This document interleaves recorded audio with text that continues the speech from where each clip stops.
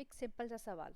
अगर आप किसी एक्टर के चेहरे से इमोशन हटा दो तो क्या वो एक्टर रह जाता है? कभी नोटिस किया है, पहले बॉलीवुड स्टार्स को देखकर लगता था कि लोग रियल हैं। हंसते हैं तो दिल से हंसते हैं, रोते हैं तो आंखों में दर्द दिख जाता है और स्माइल देखकर लगता है कि इंसान है। लेकिन आज सेलिब्रिटी को देखकर लगता है कि जैसे फेस पर इमोशन ही फ्रीज हो गया है। रिंकल्स गायब, स्माइल आर्टिफिशियल और एक्सप्रेशन ऑलमोस्ट मिसिंग। तो आखिर बॉलीवुड में चल क्या रहा है? क्या सिर्फ ब्यूटी का ऑब्सेशन है या फिर एक ऐसा फेक ब्यूटी स्टैंडर्ड जो लाखों लोगों को भी इनसिक्योर बना रहा है?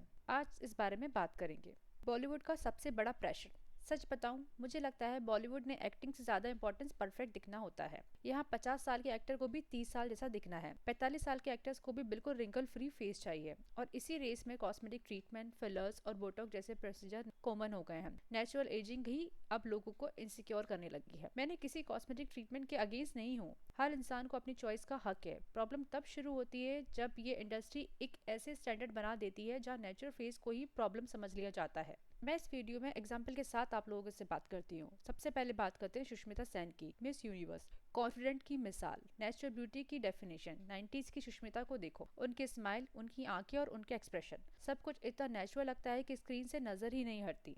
लेकिन पिछले कुछ सालों में सोशल मीडिया पर बहुत लोगों ने उनके बदलते फेशियल अपीयरेंस को नोटिस किया है। कई फैंस का मानना है कि कॉस्मेटिक ट्रीटमेंट के बाद उनका फेस पहले से ज्यादा टाइट और लेस एक्सप्रेसिव लगता है। ये सिर्फ पब्लिक परसेप्शन है, इसकी ऑफिशियल कंफर्मेशन नहीं है कि उन्होंने कोई प्रोसीजर किया है, लेकिन उनको देखकर साफ लगता है कि उन्होंने क्या क्या कॉस्मेटिक चीजें की हुई हैं। लेकिन एक बात जरूरी है, एक्टर की सबसे बड़ी स्ट्रेंथ उनका फेस होता है, और जब ऑडियंस को इमोशन कम दिखने लगे तो क्या नेचुरल कंपैरिजन ही खत्म हो जाता है। और बात करें एक्सप्रेशन की, तो वो तो बिल्कुल चले ही जाते हैं। और सुष्मिता का हम पुराने पिक्चर्स देखेंगे और अभी के पिक्चर्स देखेंगे तो सिर्फ एज ही नहीं बढ़ी है, उनका फेस पहले से बहुत ज्यादा वाइड हो गया है। तो आपको साफ पता लगता है कि उन्होंने कॉस्मेटिक सर्जरीज कराई है, बट वो इस चीज को कभी एक्सेप्ट नहीं करती हैं। लिसन, हम अगेंस्ट नहीं है, आप छोटी मोटी सर्जरी करा सकते हैं, लेकिन इतना ज्यादा डिफरेंस लगता ही नहीं कि आप सेम वही पर्सन है जो पहले हुआ करते थे। तो ये बहुत ज्यादा हो जाता है। अब बात करते हैं राखी सावंत पर। राखी ने उन सेलिब्रिटीज में से जिन्होंने कॉस्मेटिक सर्जरीज और बॉडी इनहेंसमेंट प्रोसीजर के बारे में खुलकर बात की है।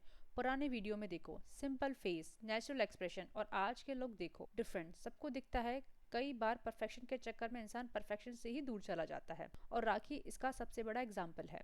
लोग उनके टैलेंट से ज्यादा उनकी चेंजिंग फेस की बात करते हैं। सोचो ये कितना अजीब बात है। मतलब आप टैलेंट ज्यादा अपनी बॉडी पार्ट्स के ऊपर या अपने फेस फीचर्स के ऊपर एक टॉपिक बन जाते हो। राखी वैसे तो अपने बिहेवियर की वजह से ज्यादा पॉपुलर है, बट अगर आप पुराने पिक्चर्स राखी के देखोगे तो वो कितनी सिंपल, काइंड सी एंड क्यूट सा फेस दिखता था। लेकिन अब उनका फेस अगर आप देखोगे तो लगता ही नहीं कि किसी इंसान टाइप का फेस है। इतने ज्यादा फीचर्स चेंजेस किए हैं कंटिन्यू के समझ ही नहीं आता। अब बात करते हैं गौरी खान की, जो शाहरुख खान की वाइफ भी हैं। पुरानी फोटोज देखो, नेचुरल डस्ट के स्किन, सिंपल स्माइल, बिल्कुल अलग पर्सनैलिटी। लेकिन आज सोशल मीडिया पर उनके लेटेस्ट अपीयरेंस को देखकर काफी डिस्कशन होता है। कई लोग कंपेयर करते हैं कि उनका फेस पहले से काफी ज्यादा डिफरेंट लगता है, बल्कि मुझे तो इन दोनों को देखकर लगता है कि दोनों एक ही हैं। राखी सावंत का फेस हो, सुष्मिता का फेस हो, गौरी खान का फेस हो, इन सब का फेस बिल्कुल सिमिलर टाइप का लगता है। मतलब सेम सर्जरी, सेम टाइप का बोटॉक्स इन्होंने लिया हुआ है। ये ऑनलाइन ओपिनियन है, इसकी प्रोसीजर की कोई कंफर्मेशन गौरी खान ने नहीं की है, लेकिन देखकर साफ पता लगता है कि इन्होंने प्रोसीजर किया है। एक चीज समझ नहीं आती, बॉलीवुड में एजिंग को एक्सेप्ट करना इतना ज्यादा मुश्किल क्यों हो गया है, जैसे बूढ़ा होना ही क्राइम हो गया है। मतलब ऐसा कोई प्रॉब्लम नहीं है, आप कॉस्मेटिक सर्जरी कराओ, बट इतनी ओवर कॉस्मेटिक सर्जरी और सेम टाइप का फेस सब करा रहे हैं तो ये थोड़ा ओवर हो जाता है।